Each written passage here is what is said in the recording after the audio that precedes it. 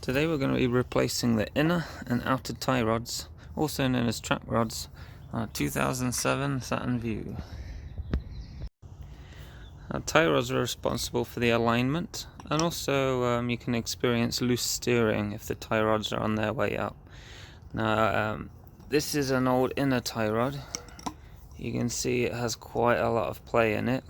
This is an old one, this is almost totally gone. This is the new one. You can barely move it, so that's a lot of difference there, and that's partially responsible for loose steering. But the job of the tie rods is to keep the front end suspension nice and solid, so you're not drifting off or the alignment's going off or you have uneven tire wear or things like that. You will need replacement parts. If it doesn't come with a boot, these usually come with a boot which goes from here to keep the grit and various other dirt out of the joint here. Then you will need metal clamps, because the metal clamps that are usually on these boots are sacrificial clamps, which means they're a one-time use, and if it doesn't come with them, then you'll need to reuse the boot and also provide your own metal clamps, so when you put the boot back on these new ones, you can screw it on to keep that dust and debris out. And you can couple this project with replacing a lot of these suspension components. So today I'm going to be doing the CV axle, inner and outer tie rods, the ball joints, and the sway bar links. So here's some of the tools you might need for this job. Number one is a long breaker bar to get the wheel nut off when replacing the CV axle, and also some large sockets for getting that wheel nut off.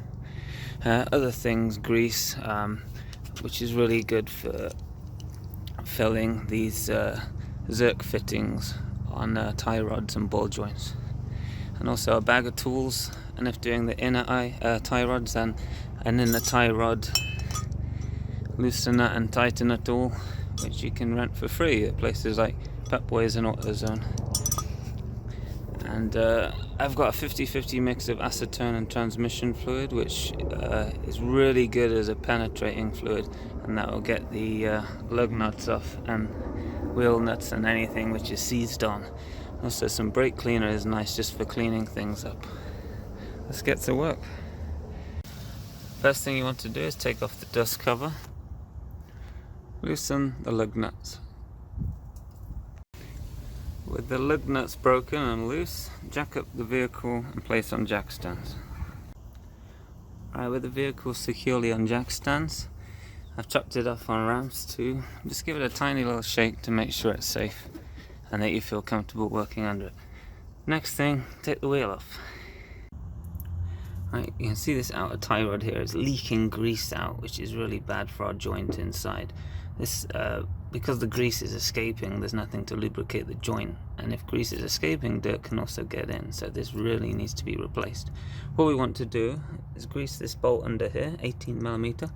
Also grease this one as well. This will make for loosening and removing these a lot easier. You may need to wait around 10 minutes. Sometimes when undoing these, the whole kind of mechanism inside spins with the nut, so what you want to do is just lift this boot, get some pliers and grip this silver part there. I had to completely remove the boot on mine to get a good grip in there with the pliers. Okay, this is kind of what I resorted to. I put a little clip around the pliers to keep it, and the brake rotor there keeps that in place while I undo it. I had to also drill a hole into the side of this nut as well. It's absolutely seized on there, but finally getting started now. If you're reusing the boot here, because your new one didn't come with one and this one isn't split and it's okay, this is on the inner tie rod right here, then put a lot of grease on this nut here, because this nut tends to rotate with the inner tie rod when trying to undo it, so get a lot of grease on there, because we're going to need to grip this with some pliers in order to get this nut off. So put so much penetrating fluid on there that will make it easier once we get all this off, and it would be soaked in and ready for us. If you're not reusing the boot, don't worry about that, just carry on with the next steps. Now the nut is finally off the outer tie rod, just get a big hammer and give it a whack. This should loosen it from the knuckle. Now, because the tie rod affects our handling of the car, we need to make sure when the replacement inner and outer tie rods are on the car, they are of the same length. this allows us to get to the alignment shop without kind of going crazily left or right where our alignment is totally off. We need to get it sort of about right. So what we need to do, we've let penetrating grease soak this nut here, so it should be nice and sort of free, is count the number of turns it takes to remove the outer tie rod. That's 1 turn, that's 2, that's 3, 18, 19 turns it took to remove the outer tie rod from the inner tie rod. So write that down and remember that, because that will be important. One other thing I'd like to just mention is when you get your alignment checked, what they really do is bring in or move out your outer tie rod. This affects the toe on your car. It's just simply as simple as loosening this nut and moving it in or out. It's a very, very simple process. Now for your inner tie rods, if you're replacing them, if you have a boot, you already have one, and you're going to put on your boot, you're not reusing this one, then don't be so careful about removing this boot. It's really hard to take off in one piece, and if you have a new one, just go for it. Just really polish it and pull it all off. If you're reusing this boot, this step does take a lot longer, and you have to be a little careful. I'd say the crux of this is getting this nut off as this freely rotates. So getting this nut off is quite hard. We're going to do that next. Right, how to get the nut off an inner tie rod. As you know, the inner tie rod keeps rotating, you can't get the nut off. So what I've done, I've got some little grips here. Halfway up the tie rod you can see it. The texture is more hexagonal rather than round, so I've put some grips on there. I've put a metal cable tie, and it's anchored against the CV axle here. So when we get something like a deep socket, or even an open-ended wrench and start turning, the pliers will not go past the axle, and this nut will just spin freely. And if you don't have a deep socket, you can even just use an open-ended wrench, and that will take the nut right off. Okay, now we've got that nut off. Signs of a bad inner tie rod. Look at that play. That should just stay there by itself, so it needs replacing. On the outer end of the boot, you can just get some little pliers on this little clip. You can reuse this clip, so just grab it and pull it off. Like so. On the inside here you can see the sacrificial clip, which is like a one-time use clip. Just get a little flat head in that hole, wriggle, wiggle, wiggle, and pull it all out. Once you've wriggled that off, the whole boot should just slide out. Now our sacrificial clip is broken, you just need to slide the boot off. What you do, take a little flat head in the end of this boot. There's a little notch in the tie rod that just is slightly indented, and the boot sits there. That prevents the boot from kind of sliding on this end too. Just get a little flat head in the end here. Just pry.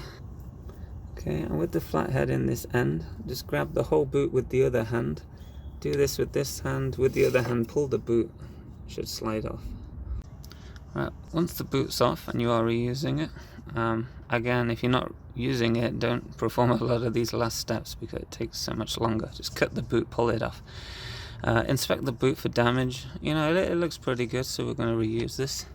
Here you can see the inner tie rod. What we're next going to do is remove the inner tie rod. You can see it has a flat end right here and right here. You can get a wrench on it like this and undo, but it's really hard due to not having access. So I'm going to use an inner tie rod tool to remove this, and we're using the same tool to put the new one back on also. Right, there's a couple of different variations of the inner tie rod tool. This is one of them. It comes with these little horseshoes, different sizes, but ultimately both tools allow you to put a socket in the end and remove the inner tie rod. So what you do, you insert the tool over the inner tie rod while it's in the car, and you can see on the end of the inner tie rod, it's just something to grip it to, these two sides here. So it grips it like this, and we use a socket on the other end, and that should rotate it off. So it's a glorified wrench. So what we need to do is select the shoe that fits our inner tie rod, so test each one. Once you've got a good fit, see that one's too tight, this one's just right. So this is the tool we're going to use here. Okay, so I'm showing you off the car, so it's a lot easier to get. Put your horseshoe on the inner tie rod in the car, like so. Slot the tool onto the inner tie rod. There's notches in the side for the shoe here. So this is the kind of setup. And then on the side here we have like a kind of locking mechanism so it doesn't keep going away from you. Now the tool is on, just loosen the inner tie rod. So comparing my two inner tie rods, here's the new one, here's the old one. You can see the old one's actually slightly longer. So remember, this took 19 spins to get off. We're going to do this slightly differently and I'll show you. Okay, so this is the old one. Just put it on half a thread so it's barely on, then count the 19 spins until it's tight. Okay, so I've done the 19 spins. If you compare the old washer here to the rust mark, you can see we're pretty accurate with that. Now because these are a different length, line up the edges here of these two silver pieces and come across. And now what we're going to do is put our new one on and match up the full length of the rod. So as an example, I put the new one on 19 spins. You can see it's actually, 3-4 millimeters further in because the old one's longer. So what we're going to do, we're going to adjust it so it's the same length in total, all the way to the edge. Well, it's really where this bolt goes in, so these need to be the same. Okay, so I've just measured each one, starting with the old one because we know that's correct if our alignment was good. Just make sure the center of this silver plate here matches the other one. So I've lined them up, I've taken the new one back off. It came off in 17 spins, so we know the new one is 2 spins shorter than the old one.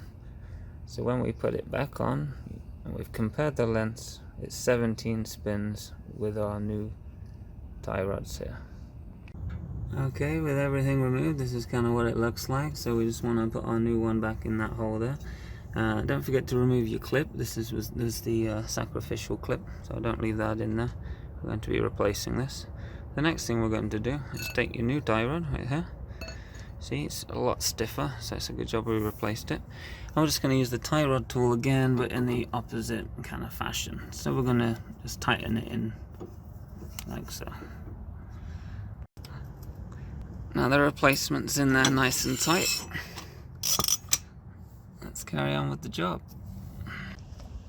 Now before replacing the boot, just get a little clamp and position it on the end of the boot. That way when we slide it on, it's really easy to tighten up. Make sure the screw is in a position where you can tighten it also, so maybe just face it at the bottom.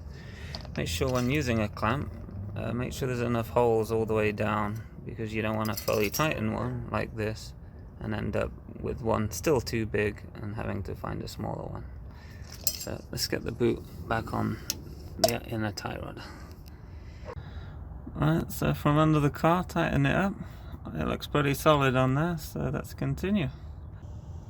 Alright, now just pull the front of the boot out till it reaches this notch. It should just kind of click in. And now put the clip back on the front of the boot.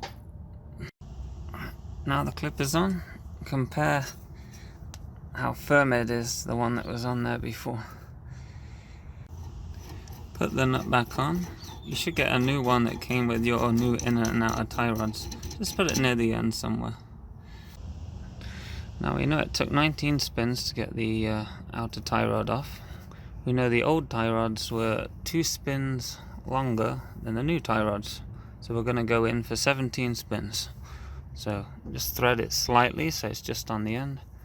1, 2, 3, 4, 16, 17 spins. Once you've counted your spins, bring the nut up to the outer tie rod and tighten it with a wrench.